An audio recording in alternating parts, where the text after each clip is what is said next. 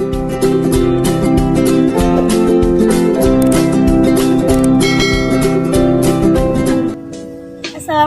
warahmatullahi wabarakatuh. Saya Azharuh Nabila, kelas 10 KL 1 absen 5. Di sini saya akan menjelaskan tentang bab polusi. Saya mengambil bab polusi udara.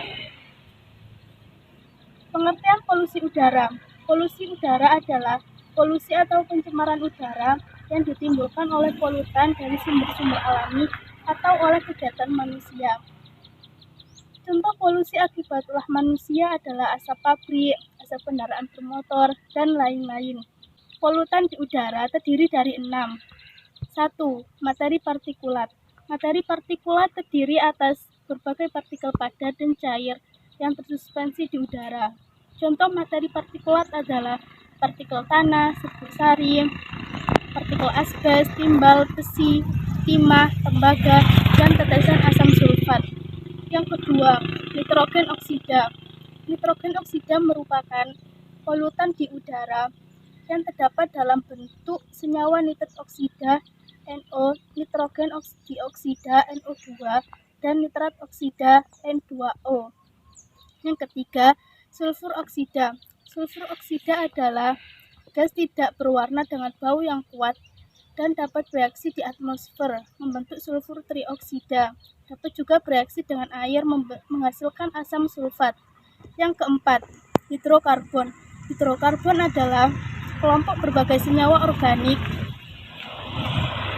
yang hanya mengandung hidrogen dan karbon. Contoh hidrokarbon adalah metan dan benzena. Yang kelima, karbon oksida. Karbon oksida terdiri atas gas karbon monoksida dan karbon dioksida. Yang keenam, ozon. Ozon yang merupakan polutan adalah ozon yang ada di lapisan troposfer. Sumber polusi udara. Sumber polusi udara itu terdiri dari jenis polutan dan sumber utama. Jenis polutan sulfur oksida, gas dan partikulat. Sumber utamanya adalah pembakaran bahan bakar, industri, dan proses peleburan logam. Jenis polutan ozon, sumber utamanya adalah reaksi fotokimia. Jenis polutan timbal dan pangan, sumber utamanya kendaraan bermotor.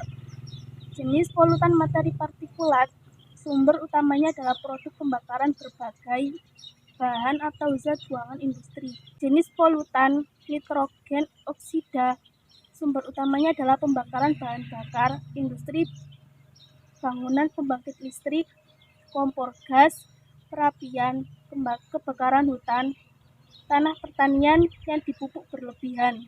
Polutan karbon monoksida dan karbon dioksida, sumber utamanya adalah pembakaran bahan bakar industri dan kendaraan bermotor. Jenis polutan formaldehid, sumber utamanya adalah asap rokok dan perabot kayu. Jenis polutan asbes, sumber utamanya adalah ubin dan atap. Jenis polutan amonia, sumber utamanya adalah produk-produk pembersih. Jenis polutan hidrokarbon, sumber utamanya adalah asap rokok, pembakaran bahan bakar industri, dan kendaraan bermotor. Jenis polutan trikloroetan, sumber utamanya adalah semprotan aerosol. Jenis polutan paradiklorobenzena, sumber utamanya adalah penyegar dan pengharum ruangan.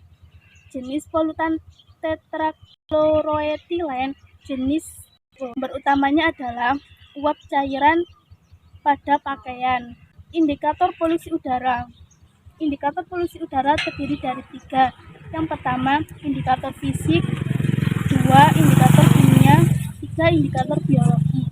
Yang pertama, indikator fisik adalah sifat-sifat udara yang dapat diamati.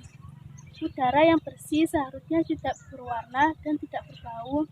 Meski demikian, banyak urutan negara yang tidak berwarna dan tidak berbau sehingga sulit dideteksi secara fisik. 2. Indikator kimia. Indikator kimia di udara menggunakan konsentrasi senyawa-senyawa polutan itu sendiri. Kandungan senyawa kimia di udara secara normal terutama adalah nitrogen atau disebut juga dengan N2.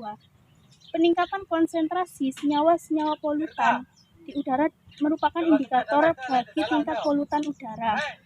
Yang ketiga, indikator biologi. Makhluk hidup yang rentan pada perubahan konsentrasi zat polutan di udara yang dapat dijadikan indikator biologi. Contoh indikator biologi untuk mengamati tingkat polusi udara adalah lumut gerak. Dampak polusi udara terdiri dari 5, yaitu 1. Gangguan kesehatan. Yang kedua, pemanasan global. Yang ketiga, penipisan lapisan. Yang keempat, akibat hujan asam. Dan yang kelima, efek rumah kaca. Sekian dari saya. Wassalamualaikum warahmatullahi wabarakatuh.